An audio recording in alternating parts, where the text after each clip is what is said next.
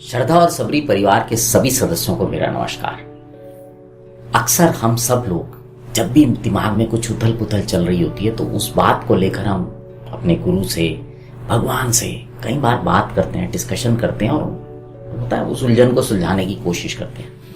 ऐसे ही आज भी लोग बाबा के विषय में भी करते हैं। और जब बाबा शरीर के रूप में उपस्थित थे तब भी भक्तों के मन में जो इस तरह के सवाल होते थे, भक्त उनसे जानने के लिए जाया करते थे या पूछ लिया करते थे। आज की जो कथा है वो उसी पर आधारित एक बहुत ही रोचक कथा है। लेकिन उससे पहले मैं आपसे कहना चाहूंगा कि इस कार्यक्रम के दौरान हमने कुछ चित्र इस्तेमाल किए हैं। वो चित्र हम नहीं जानते किन्होंने खींचे, किन्होंने बनाए, लेकिन हम बाबा से प्रार्थना करेंगे कि जिन्होंने भी वो चित्र बनाए हैं, खींचे हैं, बाबा उन पर और उनके परिवार पर सदैव अपना आशीर्वाद बनाए रखें। और जो श्रद्धा और सबरी परिवार है जो धीरे धीरे बड़ा हो रहा है, इसके भी सदस्यों का मार्गदर्शन करते रहे। तो किस्सा इस प्रकार का है कि एक सेठ थे जिनका नाम था दामू अन्ना। दामू अन्ना को एक बार किसी दलाल ने बोला कि भाई रुई का ये सौदा है, इसमें बहुत मुनाफा हो सकता है। और उस जमाने की अगर बात करें तो लाखों के मुनाफे की बात हो रही थी। उस जमाने में लाखों का मुनाफा बहुत बड़ी बात थी। ये बात स्वयं दामू अन्ना ने एक पत्र के जरिए नरसिंह स्वामी जी को 1936 में बताई थी। हालांकि जब बाबा सशरीर वहां पर शिरडी में थे, ये उस समय की बात है। तो दामू अन्ना ने एक पत्र लिखकर श्यामा के पास भिजवाया कि श्यामा, आप उचित समय देखकर बाबा से आज्ञा लेना कि मेरे पास इस तरह का एक प्रस्ताव आया है जिसमें लाखों के सौदा होने की फायदे की बात है। तो बाबा से आप आज्ञा ले लो, पूछ लो कि मुझे क्या करना चाहिए। दामू अन्ना का पत्र अगले दिन श्यामा को मिल गया और श्यामा जब उस पत्र को लेकर द्वारका माई में गए तो बाबा ने उनसे उस पत्र के विषय में पूछताछ की। श्यामा ने उत्तर में कहा, अहमदनगर के दामू अन्ना कसार आपसे आज्ञा प्राप्त करने की प्रार्थना कर रहे हैं। बाबा ने पूछा कि वह इस पत्र में क्या लिख रहा है, उसने क्या योजना बनाई है। मुझे तो ऐसा लगता है कि वह आकाश को छूना चाहता है। उसे जो कुछ भी भगवत कृपा से प्राप्त है वह उससे संतुष्ट नहीं है। अच्छा, पत्र पढ़कर सुनाओ। श्यामा ने कहा, बाबा जो आपने कहा यही सब तो पत्र में लिखा है। आप यहाँ बैठे हो, शांत बैठे हो और दुनिया को परेशान कर रहे हो और आपको सब कुछ पता है कि क्या हो रहा है क्या नहीं हो रहा है। बाबा ने बोला, अरे श्यामा, मेरी बात पे कौन भरोसा करता है, मैं तो ऐसे ही कुछ भी बोलता रहता हूं। मेरी बात छोड़ो, तुम पत्र पढ़ के सुनाओ। तब श्यामा ने पत्र पढ़ा और जब वो पत्र पढ़ के सुना रहे थे तो बाबा उस पत्र को बहुत ध्यान से सुन रहे थे। और सुनने के बाद बाबा बहुत चिंतित हो गए और उन्होंने श्यामा से बोला कि लगता है कि सेठ जो है ना पागल हो गया। इसके पास जो कुछ भी है ये उसमें संतुष्ट नहीं है, यह आकाश को छूना चाहता है।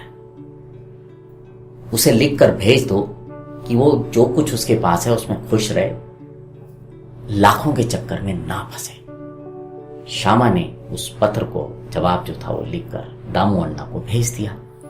और जब दामू अन्ना को पत्र मिला तो आप सोचिए ना कि किसी आदमी को लाखों के फायदे के सपने दिख रहे हैं। उस जमाने में लाखों के फायदे, मतलब ये सन 1918, 14, 15, 16 की बात है, क्योंकि एग्जैक्ट सन नहीं था इसलिए मैं आपको नहीं कोट कर पा रहा हूं, लेकिन बाबा थे तो उससे पहले की बात है। सोचिए लाखों का फायदे। पानी फिर गया। अब उन्हें ये लगने लगा, अरे मैंने कहीं गलती तो नहीं कर दी बाबा से पूछकर। और उसमें श्यामा ने भी नीचे एक आखिरी लाइन लिख दी कि भाई कई बार जो होता है आमने सामने बैठ के बात करने से थोड़ा सा ज्यादा क्लैरिटी आ जाती है। अब दामू अन्ना ने सोचा चलो लाखों के पानी फिर रहा है तो एक बार मैं स्वयं शिरडी चलता हूं। और दामू अन्ना स्वयं शिरडी आए इस विषय पर बात करने के लिए बाबा से। अब जब वो बाबा के पास द्वारका माई मस्जिद में बैठे हुए थे तो उनकी हिम्मत नहीं हो रही थी कि वो बाबा से उस विषय पर दोबारा पूछे। उन्होंने मन ही मन में ख्याल आया कि अगर बाबा ने ना मुझे इसकी आज्ञा दे दी तो मैं ना बाबा को इसका कुछ प्रतिशत जो है ना लाभ बाबा को समर्पित कर दूंगा। अक्सर हम सब भी ऐसा सोचते हैं ना मन में, अरे फायदा हो जाए तो बाबा को दे देंगे।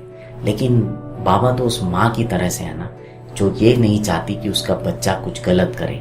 जरूरत पड़ने पर तबीयत खराब हो तो कड़वी दवाई भी देती है। तो बाबा भी अक्सर ऐसे ही अपने भक्तों के साथ, अपने शिष्यों के साथ किया करते थे। अब जब ये विचार दामू अण्णा कसार के मन में चल रहा था, बाबा उसको भाप गए और बाबा ने उसको बोला कि बापू, मैं अपने को ना संसारिक झंझटों में फंसाना नहीं चाहता। इस बात को सुनकर दामू अण्णा समझ गए कि बाबा ने मुझे अस्वीकृति दे दी है, मेरी जो मन में प्रपोजल चल रहा था उसको उन्होंने मना कर दिया है। इसलिए उन्होंने उस रुई के सौदे से शामिल नहीं हुए।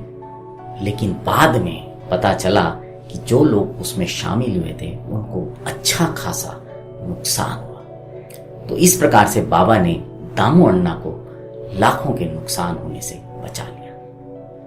आज भी कितने लोग ऐसे हैं जो अपने जीवन में चल रही उलझनों के लिए बाबा से सवाल पूछते हैं और बाबा उनको किसी न किसी रूप में जवाब भी दे देते हैं। अगर आज की ये कथा आपको अच्छी लगी हो तो इसे और भी साईं भक्तों के साथ, अपने परिजनों के साथ, मित्रों के साथ साझा कीजिएगा।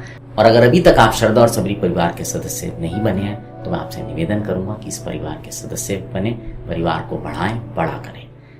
अब आपसे विदा लेता हूं। जुड़े रहें श्रद्धा और सबरी के साथ। नमस्कार।